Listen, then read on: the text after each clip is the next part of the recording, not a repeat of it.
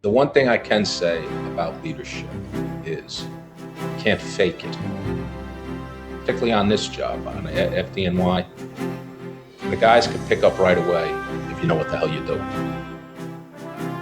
And they can tell if you are that leader, generation after generation. That's something that most firemen can relate to.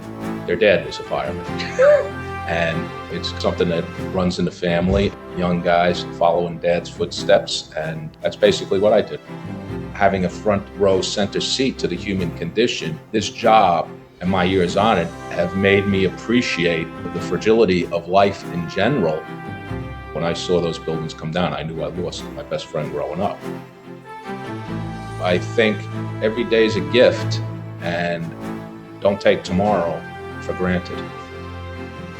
Go to firstrcf.org and find out how you can help today.